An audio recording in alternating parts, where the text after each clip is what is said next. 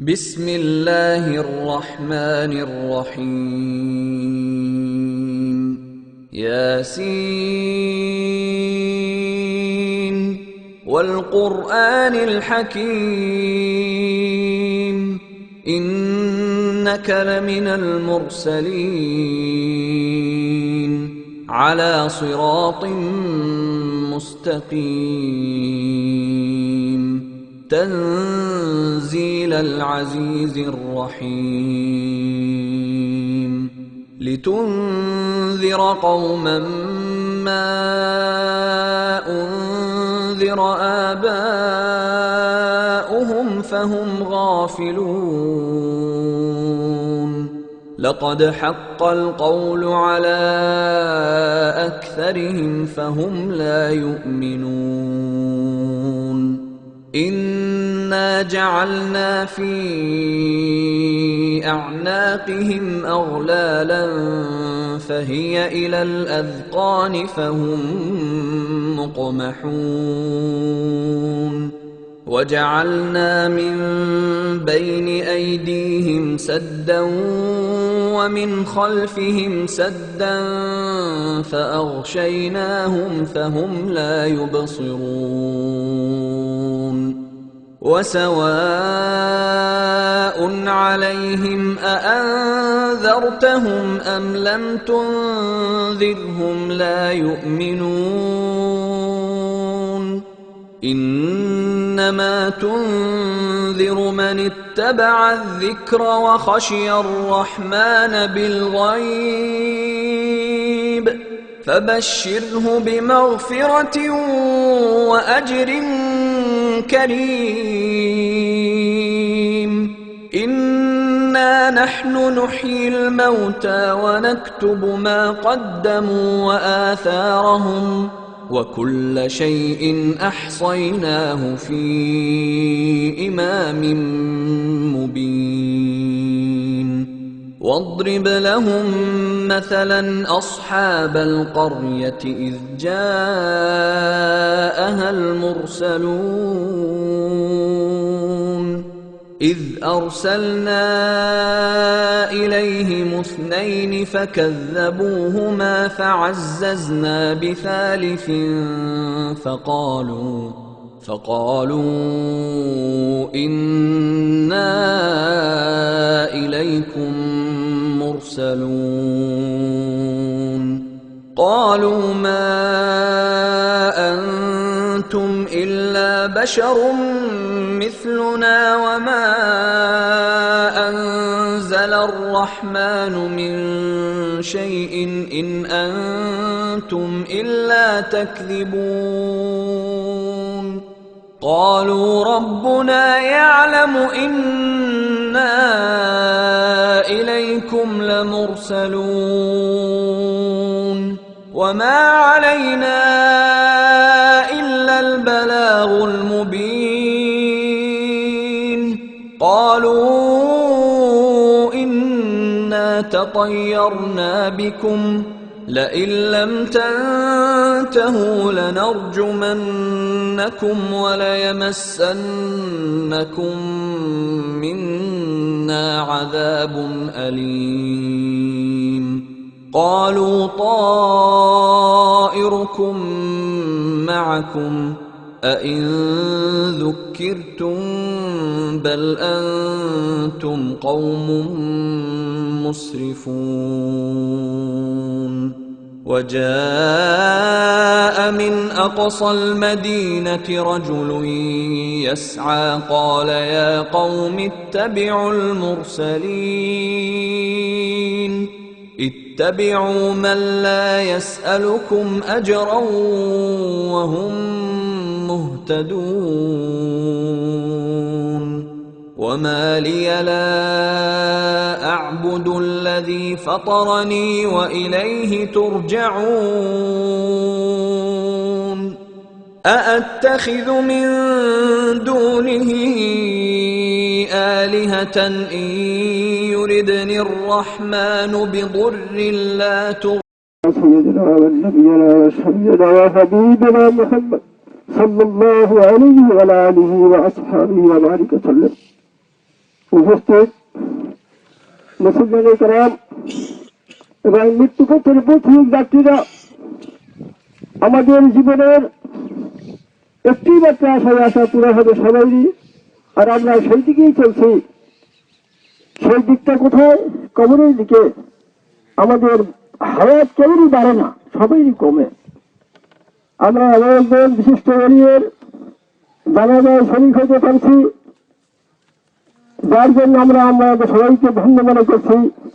আল্লাহ যেন আমাদের তিনি যে নেক আমল করছেন, সেই নেক আমল করার তৌফিক আমাদের দেন। আল্লাহর কাছে আমরা আয়োজন করছি, আল্লাহ আপনার এই খাস ওলি যেইভাবে এবাদত বন্দি করেছেন, সেটাই আমরা যেন বন্দি করে আপনার আমাদের শেষ জীবনটা শেষ করতে পারি, এই তৌফিক আমাদের দেন। আল্লাহ আমিন। একটা কথা খুব যদিও বলার না, তবুও বলা লাগে। আমি এই বহুদিন যদি আব্বা ইন্তেকাল হয়ে গেছেন, তার আগের রাত্রে আমি স্বপ্ন দেখি তিনি আর আমি সমুদ্রের ভিতরে, খালের ভিতরে ডুব দিয়েছি। ডুব দেওয়ার পরে এখন এমন নিচে গেছি যে উঠতে পারবো না উপরে। তিনি তাই আমি হাতি পাই, এই অবস্থায় আমি তারে ধরিয়া উপরের দিকে উঠছি, কথা তো বলতে পারি না, পানির ভিতরে উঠতে আসি, কিন্তু আমি উঠছি, তেনায় উঠেছি, কিন্তু মৃত্যু। তখন আমি এমন জোরে কান্নাটা আরম্ভ করছি, খুব জোরে জোরে। এর পরক্ষণ দিয়ে আবার সে ভালো হয়ে গেছে। এখন এই স্বপ্নে আমি কোন কাছে বলছি, খালি একটা ছেলের কাছেই বলছি, আমার ছোট ছেলের বন্ধু, ওর কাছে বলছি। এখন একবার আমার বুঝা আমার দাবি করে না, আমি এই যে তিনি মৃত্যু হয়ে গেছেন, মৃত্যুর পরে তিনি বাঁচিয়ে গেছেন, অর্থাৎ মৃত্যুর পরেই তিনি বাঁচছেন। দুনিয়া ছিল বালার জায়গা, দুনিয়া ছিল অসুবিধার জায়গা, তার সাথে তিনি বাঁচিয়ে গেছেন। আশা করি এর দ্বারা আমি মনে করি তিনি আল্লাহ নিশ্চয়ই তিনি একজন দেশবাসী মানুষ হবেন। আপনারা সবাই তার জন্য খাস করে দোয়া করবেন, যাতে আমি তো ছোটবেলা হইতে প্রথম মাদ্রাসা থেকে আরম্ভ করিয়া শাস্ত্রী তার লগে আমি ছিলাম, বিদ্যাল মাদ্রাসায় ছিলাম, মাস্টারি মাদ্রাসা তার লগে ছিলাম, আবার পাটকারি মাদ্রাসা তার লগেই ছিলাম। তার চরিত্রের ভিতরে কোনো কলঙ্ক বলিয়া কিছু আমি পাই নাই। যেমন রসুলের কাছে আয়সা সিদ্দিকের কাছে জিজ্ঞাসা করছিল যে খাবারা যে রসুলের চরিত্র কেমন, তিনি বলছেন আল কোরআন। যদি আল কোরআন অনুপাতে রসুলের চরিত্র ছিল, সেভাবে তিনি চলার চেষ্টা করছেন। আমরা যেন তার কি ধ্বংস আমল করতে পারি। আর আমরা সবাই তো মৃত্যুপথের পথিক, কাজে আমরা যাতে পৌঁছায় নাজাত পাইতে পারি, এই জন্য আমরা কাজ করবো। আসসালামু আলাইকুম ওয়া রাহমাতুল্লাহ। আপনাদের সামনে আমরা কথা বলার জন্য মাইক তুলে দিচ্ছি মরহুমের সুযোগ্য জামাতা সাগরদী আলিয়া মাদ্রাসার অধ্যক্ষ জনাব হযরত মাওলানা আলহাজ হযরত মাওলানা আশরাফ আলী দেওয়ান সাহেবকে। আপনাদের সামনে কথা বলছেন হুজুরের জামাতা অধ্যক্ষ মাওলানা আশরাফ আলী দেওয়ান, অধ্যক্ষ সাগরদী আলিয়া মাদ্রাসা।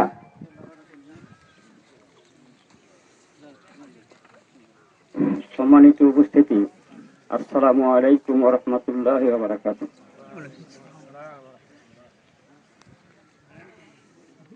আজকের এই মরহুম মাইয়েতের উপলক্ষে তার জানাজার পড়ার জন্য আমরা এখানে উপস্থিত হয়েছি। অনেক বক্তার মুখে আপনারা শুনেছেন তিনি একজন আবেদ এবং একজন ভালো লোক। আমি যে কয়দিন তার সান্নিধ্যে এসেছি,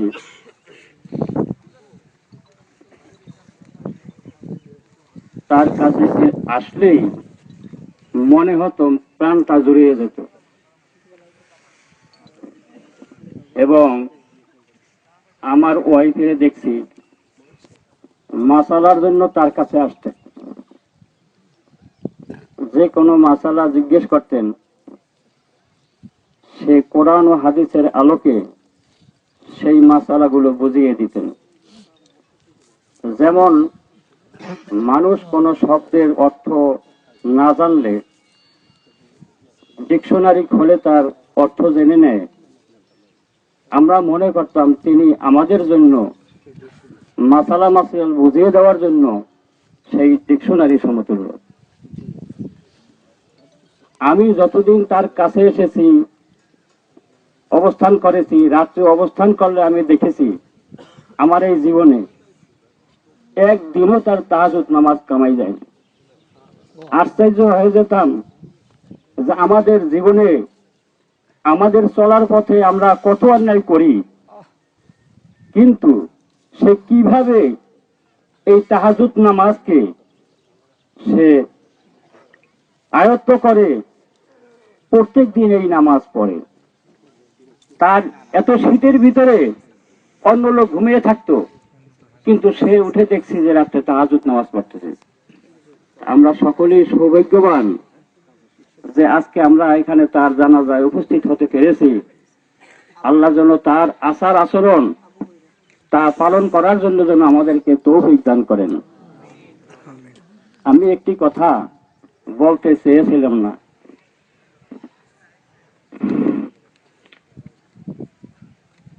তবু সেই কথাটি আমার বলতে হয়।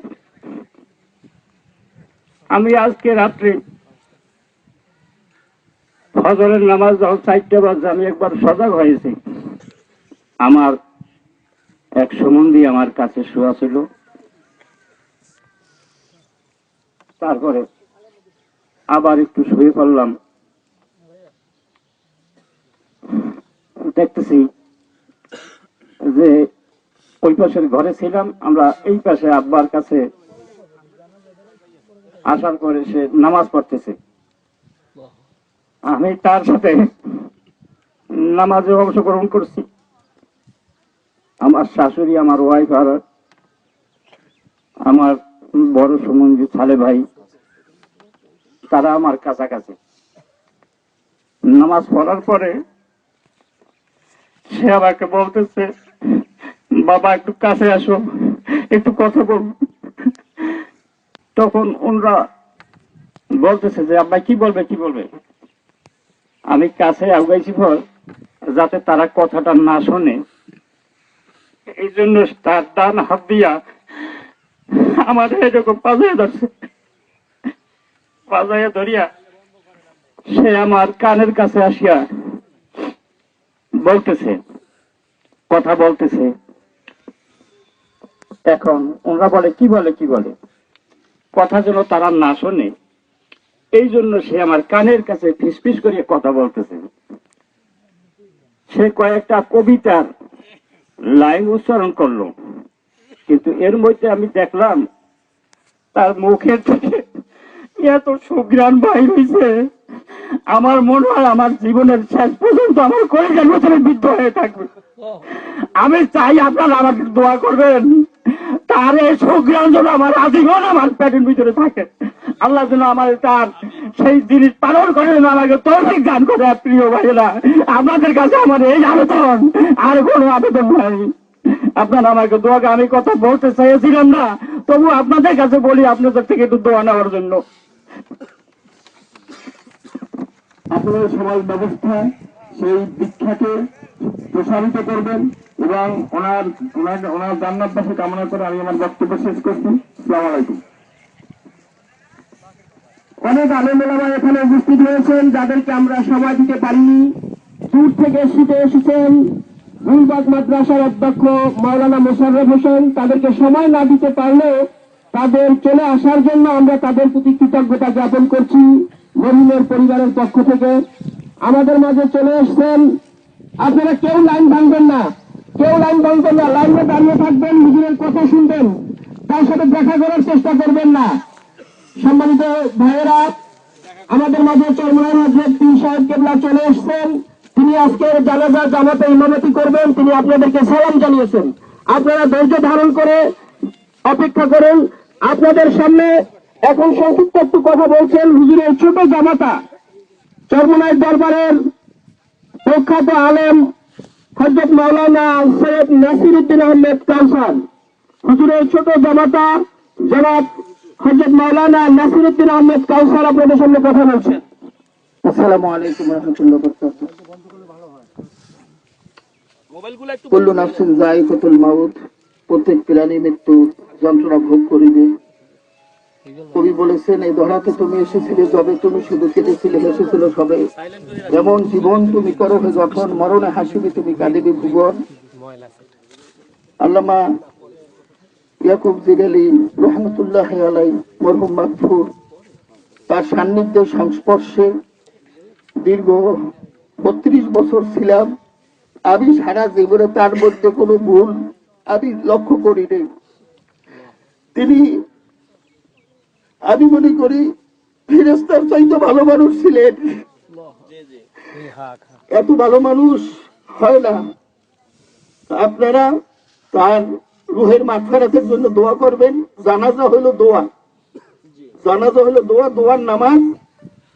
আর তার সন্তানরা ভেঙে পড়েছে, বিশেষ করে তার 4টি মেয়ে, তারা খুব ভেঙে পড়েছে। তাদেরকে সবরে জামিল এখতিয়ার করার তৌফিক আল্লাহ রাব্বুল আলামিন দান করুন। আপনাদের কাছে দোয়া চাই। আর সকাল 9টায় যে বলা হয়েছে, আমাদেরকে আসলে বলা হয়েছে সকাল 10টা।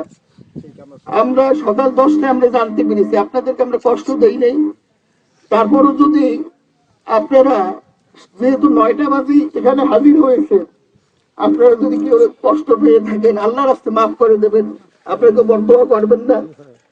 তো এই আল্লাহর ওলি তাকে সামনে রেখে যে আপনার অনেক ধৈর্যের পরিচয় দিয়েছেন, আমিরুল মুজাহিদিন হযরত পীর সাহেব হুজুর চরমনায়, তিনি হাজারো ব্যস্ততার মধ্যে সময় দিয়েছেন।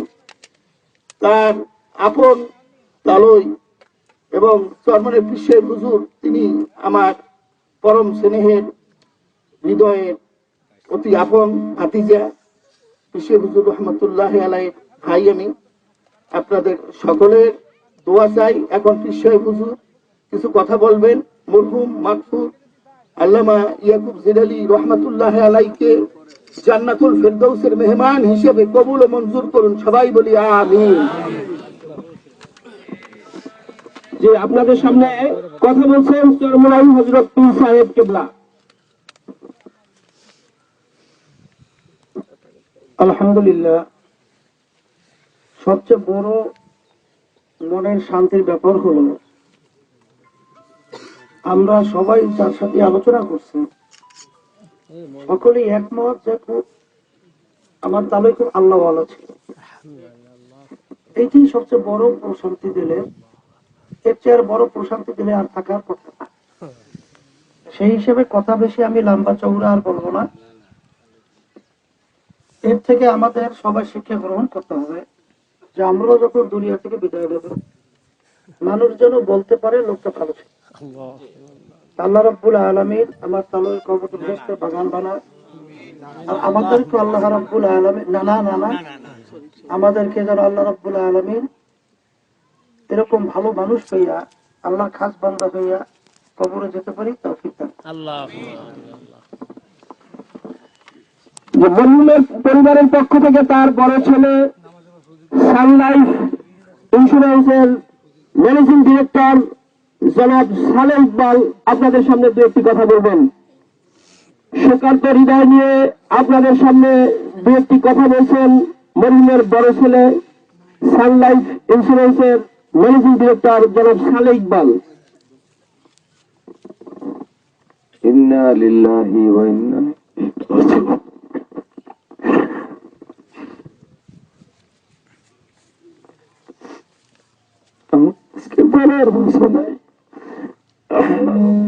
আমি কিছু বলার মতো অবস্থা নাই। তো আমার আব্বার সম্পর্কে আমার আর কিছু বলার নাই। আপনারা যা বলছেন এর থেকে বেশি বলার মতো আমার অবস্থা নাই। তো আপনারা দূর দূরান্ত থেকে এত কষ্ট করে ধৈর্যের সাথে আমার আব্বার জানাজায় উপস্থিত হয়েছেন, এজন্য আপনাদের কাছে আমি কৃতজ্ঞ। আর বিশেষ করে আমার আত্মীয় স্বজন তো আছি, আমার চরমনায়ের ভাগিনা আমার পীর সাহেব কিবলা, উনি যে এত কষ্ট করে এত ঝামেলার মধ্যে আসতে পারছেন, এজন্য ওনার কাছে আমি অনেক কৃতজ্ঞ। যাই হোক, আজকে এই অবস্থায় আপনারা আমাদের জন্য দোয়া করবেন। আমার আব্বার দুই একটা আশার কথা আমি আপনাদেরকে আমি যারা আপনার কথা শেষ করব। আমার আব্বা ওই ঘাটলার পাশে একটা মসজিদ করার উনি ভিত্তি স্থাপন করেছিলেন, আর ওর সাথে আব্বার যে বই পুস্তক আছে, কেতাবাদি আছে লেখা, এগুলো যাতে করে নিয়মিত পাঠ হয়, পড়াশোনা হয়, সেজন্য আল্লামা ইয়াকুব ফাউন্ডেশন নামে একটি ফাউন্ডেশন করা আছে। ওখানে ওটা দোতলায় এটা করার কথা বলছে, তৃতীয় তলায় একটা হেফজোখানা করার কথা বলছে, এবং চতুর্থ হলো সামনে জায়গাটা ভরাট করে ওখানে প্রতি বছর ওয়াজ মাহফিল করার কথা বলছে। আমি যেন এই কাজগুলো সম্পন্ন করতে পারি, সেই আল্লাহ যেন আমাকে সেই তৌফিক দান করেন। আর কোন উৎস থেকে এই কাজগুলো হবে এটা আব্বার নিজের হাতে করে গেছেন, এটা আমার নয়। আমাকে আল্লাহ একটা জমিন দিয়েছে, এটা শুধু আব্বার হাত দিয়েই আমাকে সে দলিলটা করানো হয়েছে। ওইটা বিক্রয়ের পরে আমি কাজগুলো শুরু করব। ইতিমধ্যে আব্বাকে দেখাবার জন্য আমি কিছু কাজ শুরু করে দিয়েছি, তো আমি যেন সেই কাজগুলো করতে পারি, আল্লাহ আমাকে যেন সেই তৌফিক দান করেন। অন্যদিকে হলো যে আগামী শুক্রবারে বাদ আসর আপনারা আব্বার জন্য একটু দোয়া করার জন্য আমরা ব্যবস্থা করব। আপনারা সবাই উপস্থিত হওয়ার জন্য আমি আকুল আবেদন জানাচ্ছি। বাদ আসর আগামী শুক্রবার বাদ আসর দোয়া মুনাজাত একটু পরেই করেন, দেখাবে। বিসমিল্লাহির রহমানির রহিম। عني شفاعتهم شيئا ولا ينقذون إني إذا لفي ضلال مبين إني آمنت بربكم فاسمعون قيل ادخل الجنة قال يا ليت قومي يعلمون بما غفر لي ربي وجعلني من المكرمين وما أنزلنا على قومه من بعده من جند من السماء وما كنا منزلين إن كانت إلا صيحة واحدة فإذا هم خامدون يا حسرة على العباد ما يأتيهم من رسول إلا كانوا به يستهزئون ألم يروا كم أهلكنا قبلهم من القرون أنهم إليهم لا يرجعون وإن كل لما جميع لدينا محضرون وآية لهم الأرض الميتة أحييناها وأخرجنا منها حبا فمنه يأكلون وجعلنا فيها جنات من نخيل وأعناب وفجرنا فيها من العيون ليأكلوا من ثمره وما عملته أيديهم أفلا يشكرون سبحان الذي خلق الأزواج كلها مما تنبت الأرض ومن أنفسهم ومما لا يعلمون وآية لهم الليل نسلخ منه النهار فإذا هم مظلمون والشمس تجري لمستقر لها ذلك تقدير العزيز العليم والقمر قدرناه منازل حتى عاد كالعرجون القديم لا الشمس ينبغي لها أن تدرك القمر ولا الليل سابق النهار وكل في فلك يسبحون وآية لهم أنا حملنا ذريتهم في الفلك المشحون وخلقنا لهم من مثله ما يركبون وإن نشأ نغرقهم فلا صريخ لهم ولا هم ينقذون إلا رحمة منا ومتاعا إلى حين